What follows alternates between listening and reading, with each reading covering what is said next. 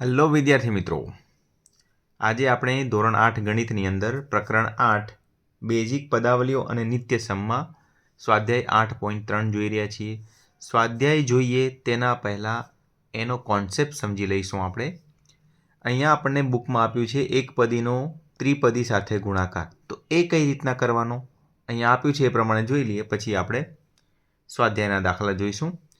જેમ કે આ એક પદી છે અને આ ત્રિપદી છે, તો એમાં ગુણાકાર કઈ રીતના કરવાનો.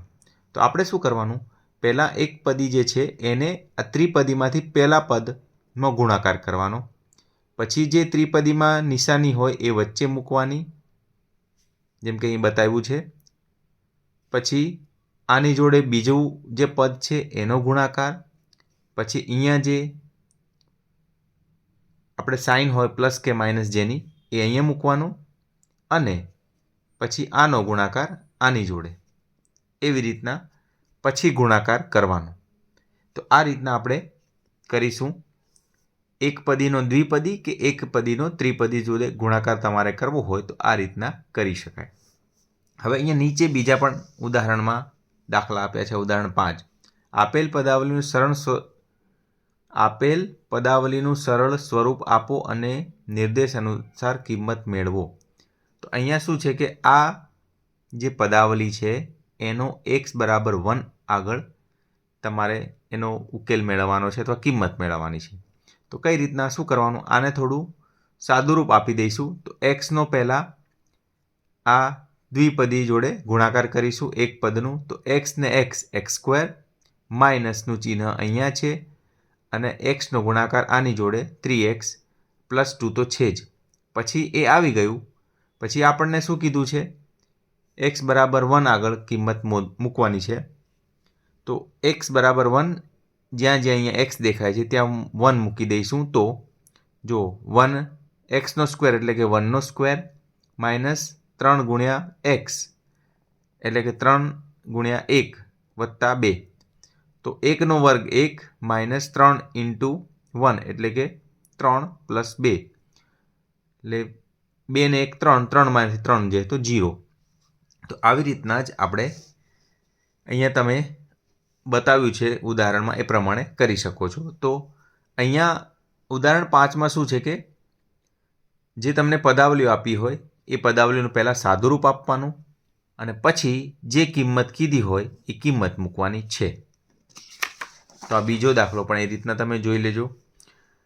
અને ઉદાહરણ 6માં શું કરવાનું છે, સરવાળો કરવાનો છે. પણ તમને લાગે આ તો ઇઝી જ છે, આમ તો ઇઝી જ છે, પણ સરવાળો ડાયરેક્ટ કરવાનો નથી.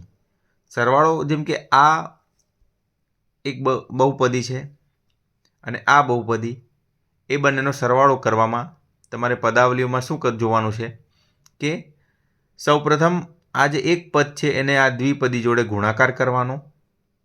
આમાં તો ડાયરેક્ટ જ છે, આમાં ગુણાકાર કરવાની જરૂર નથી.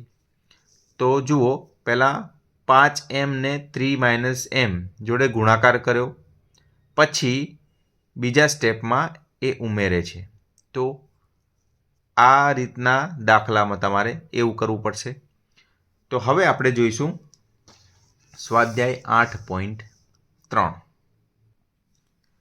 તો 8.3માં પહેલો દાખલો છે એ જોઈએ. 4p નો q + r જોડે ગુણાકાર, 4p ગુણ્યા q + r. તો આપણે હમણાં ઉદાહરણમાં સમજ્યા એ પ્રમાણે આ જે 4p છે પહેલાં q જોડે ગુણાશે, 4p ગુણ્યા q. પછી અહીંયા જે નિશાની હોય વચ્ચે એ મૂકીશું દ્વિપદી. પછી અહીંયા જે છે 4p એનો ગુણાકાર બીજા પદ જોડે એટલે કે આ. તો આવી રીતના સાદુરૂપ આપીને આપણે કરવાનું. તો જોઈએ, 4pq પ્લસ અહીંયા આવશે 4pr. તો આ આપણને જવાબ મળી ગયો. તો સિમ્પલ જ છે, થોડું તમારે જોવાનું છે. જો બીજો જોઈએ આપણે, ab એનો ગુણાકાર a - b જોડે. આ બધા જે 8.3માં પહેલો જે દાખલો છે એની અંદર કેવા એક્ઝામ્પલ છે કે એક પદીને દ્વિપદી જોડે ગુણવાનો છે. તો આમાં હંમેશા આપણે આ મેથડ યાદ રાખવાની કે શું કરવાનું. સૌ પ્રથમ પહેલું એક પદ છે અને દ્વિપદીના પહેલા જોડે ગુણવાનું. તો એ બી ગુણ્યા એ વચ્ચે અહીંયા જે નિશાની હોય દ્વિપદીમાં એ મૂકવાની વચ્ચે. પછી એ બી ગુણ્યા જે બીજું પદ છે બી એ આવશે. તો આપણે જોઈએ એ જવાબ શું આવશે. એ અને એ સ્ક્વેર ઇન્ટુ બી વચ્ચે માઇનસ છે અને એ બી ગુણ્યા બી એટલે એ બી સ્ક્વેર. તો આ આપણને જવાબ મળી ગયો. ફરીથી અહીં સમજી લો સેજ આ એનો એ જોડે ગુણાકાર એ સ્ક્વેર થયો અને બી તો છે જ એમનો એમ વચ્ચે માઇનસ એ એમનો એમ બી અને બી ગુણાકાર થશે એટલે બી સ્ક્વેર. ત્રીજું જોઈશું એ પ્લસ બી એનો ગુણાકાર 7a સ્ક્વેર બી સ્ક્વેર. તો આમાં પણ એ જ છે પણ આમાં શું કર્યું છે દ્વિપદી આગળ આપી દીધી છે તો કોઈ પ્રોબ્લેમ નથી. આપણે શું કરવાનું આ પહેલું પદ છે એનો ગુણાકાર આની જોડે એક પદી જોડે એ ગુણ્યા 7a સ્ક્વેર બી સ્ક્વેર. આ બધા વચ્ચે ગુણાકાર જ છે એવું સમજવાનું છે આપણે. પ્લસ બી ગુણ્યા 7a સ્ક્વેર બી સ્ક્વેર. જોઈએ તો અહીંયા જવાબ શું આવશે. 7 અચલ તો એમના એમ રહેશે. એ અને એ ક્યુબ પછી બી સ્ક્વેર વત્તા 7 અચલ એમના એમ છે એ સ્ક્વેર બી અને બી અહીંયા 1 ઘાત અને 2 ઘાત 3 ઘાત. આ આપણો જવાબ થઈ ગયો.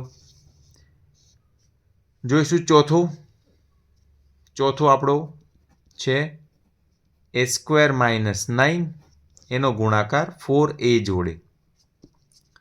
તો જોઈએ એ સ્ક્વેરનો પહેલા 4a જોડે થશે. એ સ્ક્વેરનો 4a જોડે ગુણાકાર વચ્ચે અહીં નિશાની માઇનસની છે એટલે માઇનસ મૂકવાના. 9નો ગુણાકાર થશે 4a જોડે. તો જુઓ 4 અચલ આપણે હંમેશા આગળ જ લખવાનો.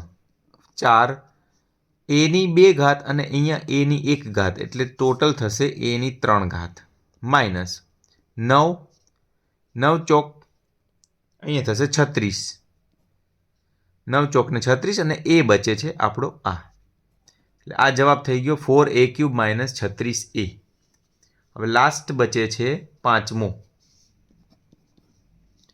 PQ plus QR plus RP એનો ગુણાકાર 0 જોડે. આ તો આપણે ખબર જ છે કોઈ બી અહીંયા કિંમત હોય કે કોઈ બી સમીકરણ હોય કોઈ બી પદાવલી હોય એનો ગુણાકાર 0 જોડે થાય તો 0 જ આન્સર આવે. આ તો આપણને ખબર જ છે એટલા માટે ડાયરેક્ટ આન્સર આપણે 0 લખી દઈશું. હવે બીજો ક્વેશ્ચન જોઈશું. કોષ્ટક પૂર્ણ કરો. એમાં અહીંયા પ્રથમ પદાવલી છે એની બીજી પદાવલી વડે ગુણાકાર કરવાનો છે. તો પહેલાં છે એમાં જોઈશું a ગુણ્યા બી વત્તા સી વત્તા ડી. તો જોઈએ એનો ગુણાકાર બી જોડે વત્તા અહીંયા જે નિશાની હોય વચ્ચે મૂકતા જવાનું વિદ્યાર્થી મિત્રો. એનો ગુણાકાર સી જોડે વત્તા એનો ગુણાકાર ડી જોડે. તો અહીંયા જવાબ આવશે એ બી વત્તા એસી વત્તા એડી. તો આ થઈ ગયો તમારો જવાબ. અહીંયા આપણે લખી શકીશું એ બી એસી વત્તા એડી. બરોબર. બીજું છે આપણે એક્સ વત્તા વાય માઇનસ 5 એનો ગુણાકાર કરવાનો છે 5xy. તો જોઈશું એક્સ ને આની જોડે ગુણાશે એક્સ ગુણ્યા 5xy વત્તા અહીંયા વત્તાની નિશાની છે વાય ગુણ્યા 5xy માઇનસ 5નો ગુણાકાર 5xy. તો અચલને તો હંમેશા આગળ જ લખવાનો. એક્સ અને એક્સ એક્સ સ્ક્વેર, વાય એમનો એમ વત્તા અચલ આગળ 5.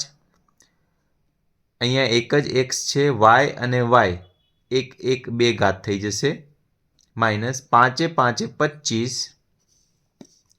એક્સ અને વાય. તો અહીંયા જવાબ આવશે 5x² plus 5xy² minus 25xy. ત્રીજું છે પીનો ગુણાકાર 6p² માઇનસ 7p પ્લસ 5. તો આમાં પીનો ગુણાકાર 6p² જોડે પ્લસ પીનો ગુણાકાર, અહીંયા જો માઇનસ છે તો અહીંયા પ્લસ નહીં મુકાય, માઇનસ મુકાશે. અહીંયા જે નિશાની હોય એ જ અહીંયા આવે. પી માઇનસ પીનો ગુણાકાર છે 7p જોડે અને અહીંયા નિશાની પ્લસ છે તો અહીંયા પ્લસ મૂકીશું. પીનો ગુણાકાર 5 જોડે. તો 6 અચલ આગળ પી અને p³ આવશે એટલે પીની 3 ઘાત.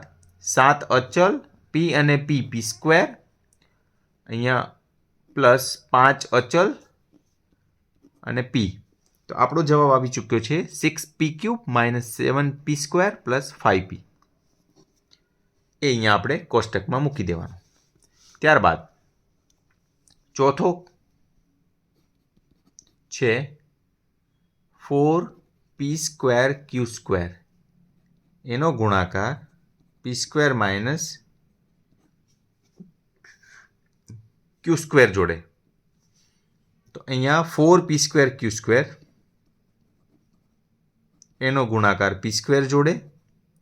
વચ્ચે નિશાની માઇનસ છે એટલે માઇનસ 4p²q² એનો ગુણાકાર q² જોડે. તો અચલ તો હંમેશા આગળ જ લખવાનો. p² અહીંયા 2 ઘાત અને અહીંયા pની 2 ઘાત એટલે pની 4 ઘાત. અહીંયા qની 2 ઘાત માઇનસ અહીંયા અચલ આગળ pની 2 ઘાત, qની 2 ઘાત અને qની 2 ઘાત. 2 ને 2 4 ઘાત. તો આ આપણો જવાબ થયો. હવે લાસ્ટમાં જે છે 5 number a plus b plus c એનો ગુણાકાર આપણે કરીશું abc જોડે. તો જુઓ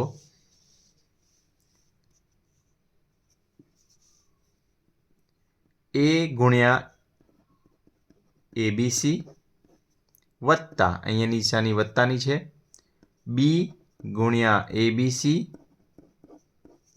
વત્તા c. અહીંયા વત્તા કેમ મૂક્યો છે? અહીંયા વત્તા છે એટલા માટે. c ગુણ્યા abc. a અને a² b c પ્લસ અહીંયા એક જ a છે એટલે a b અને b² અને c પ્લસ a એમનો એમ b એમનો એમ c અને c² તો આ તમારો જવાબ થયો. આ આપણે અહીંયા ટેબલમાં તમારે બધા જ જવાબો બતાવી દેવાના છે.